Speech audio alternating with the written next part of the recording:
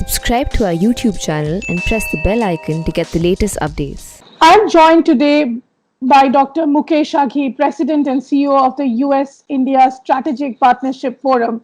Welcome to the print, Dr. Aghi. To understand what is going on between India and the USA and the world at large in such a pandemic, if you can throw some light of how are American businesses responding to it and what are their expectations from India really? Well, I think what we are seeing is a titanic shift taking place on the global order.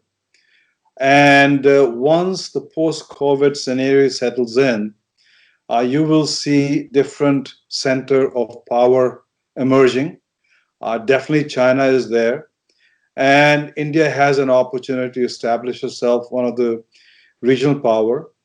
And as the other factor which we are seeing it also is that the world is upset with China in regards to on the pandemic side.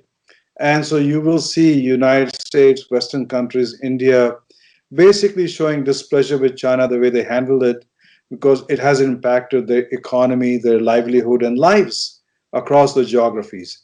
So I think you will see a change in the international order and definitely a fissure between the world and China as we move forward.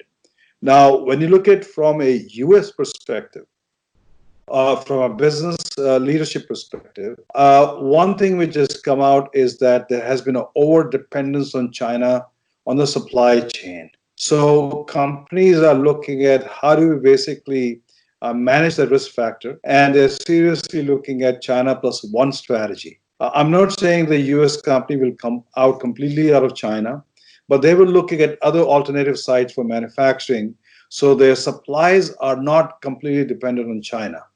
And India could be one possible place if India starts making some things easier for these companies so they can look at India vis-a-vis Vietnam or Cambodia or Thailand and other geographies. So I think there are opportunities for India after post-crisis. And I think that's where India has to step up and say, listen, we want to grab this both from an international order perspective and global supply chain. Mm-hmm. What you say is interesting, and that's what I generally hear from the industry at large, also within the Indian industry. So when you talk about other geographies, let's say, as you said, Vietnam, Cambodia, and others, what is that one thing that India needs to do if it really wants to grab this opportunity? And as Prime Minister Modi says, that he's wanting to see opportunity out of this crisis. So what is it that India needs to be doing immediately to attract a lot of American investments and companies setting up shop here?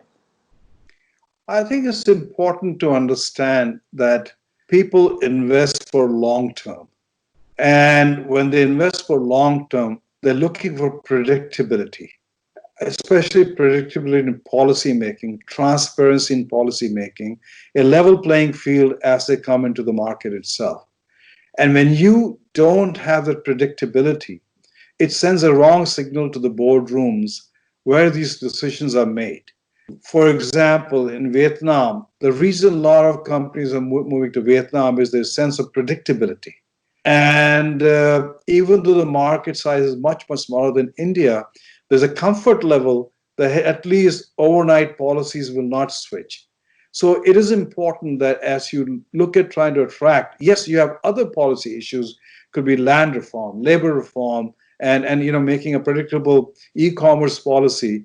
But I think the one word I like to emphasize is predictability is critical for international investors when they come into your geography. Mm-hmm. When you talk about predictability, that's interesting. India is now going for, it's already started unlock phase one. Going forward, what is it that you think in terms of predictability the country can do? Is it more towards the taxation side, or you think a single window mechanism that's been talked about for so long?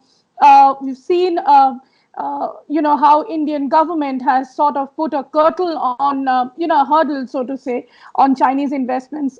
What is it you think should the government do to open the doors, really?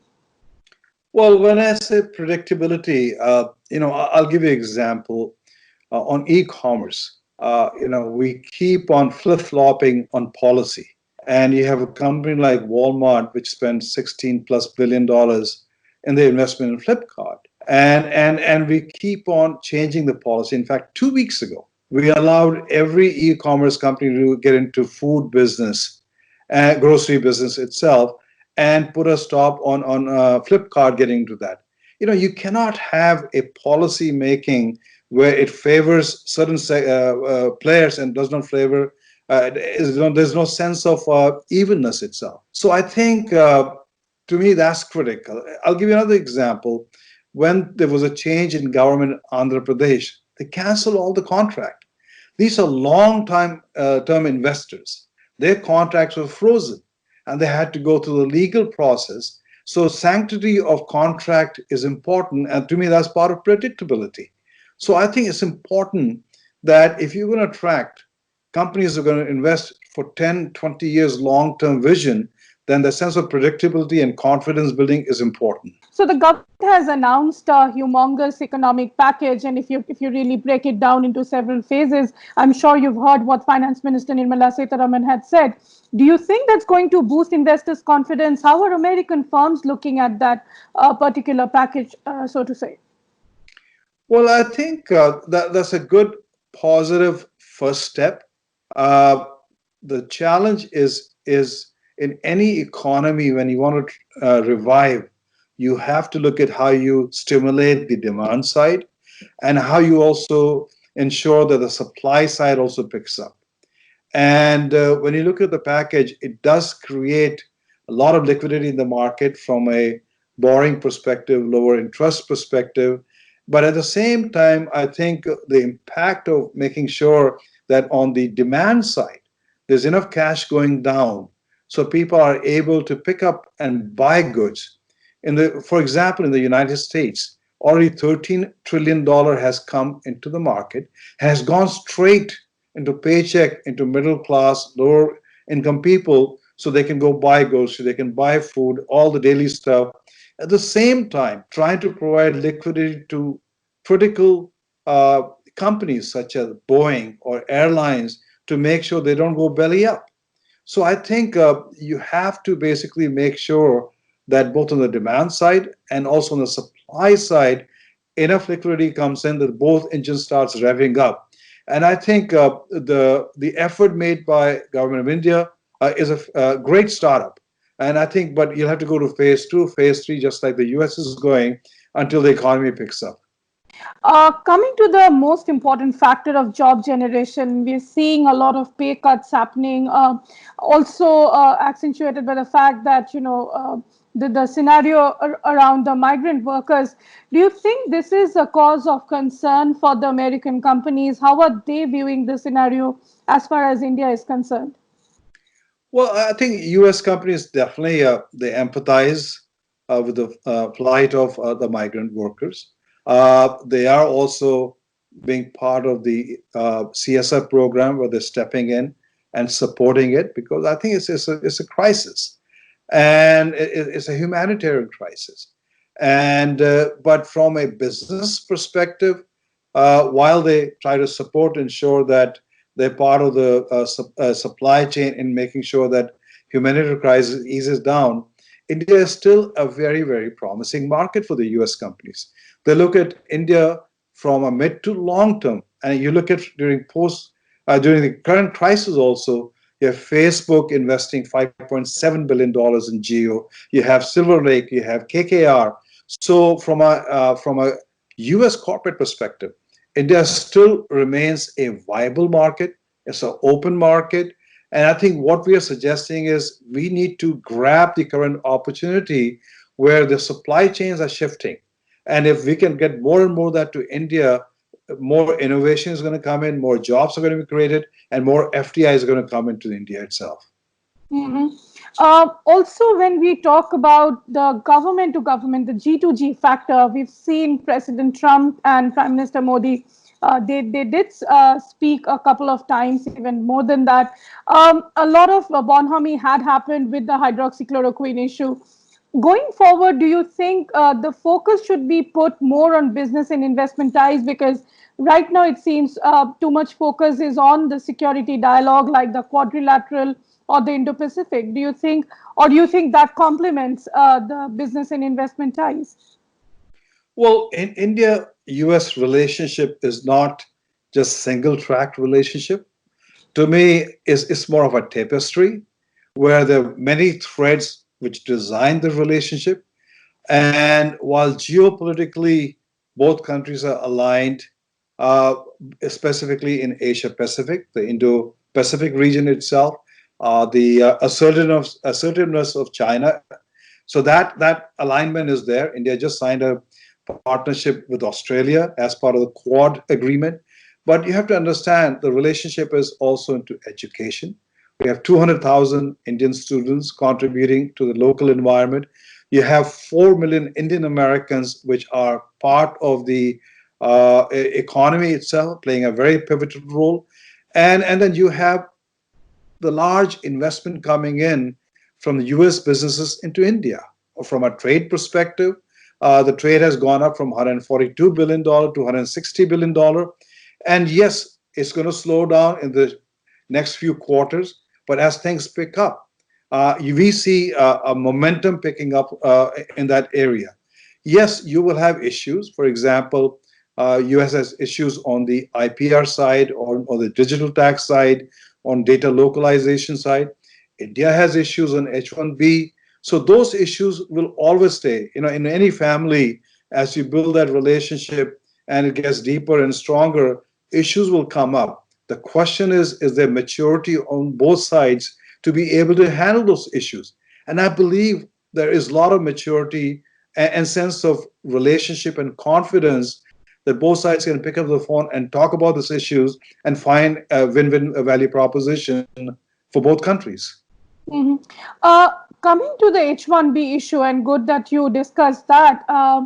In terms of H1B, this insecurity is always there within the Indian community, especially with students and others. What is happening to that? So, if you can throw some light, what exactly is happening to H1B visas issue? Are they going to be more restricted going forward? If that is the case, then how do you think the free movement of people will take place, and will that hamper businesses in the long run? Well, you have to understand that US businesses benefit substantially from mobility of Indian professionals coming to the United States. Today, we have over a shortage of over 1 million software engineers in the United States. And companies such as Google, Facebook, or TCS, and others leverage that and they bring sense of efficiency and effectiveness to this business so they can compete on a global basis. So it's a value proposition which is win-win. I think the challenge is you also have on the other side unemployment in certain sectors, and it becomes a political football where people start leveraging H1B visa from a playing to the base itself. What we are hearing is that so though there's no effective announcement that there will be changes, you have to understand it has to be an executive order because H1B is a legislative law which is set up by the Congress itself. And on an executive order on a temporary basis, it can be stopped. And what we are hearing is that there will be some changes.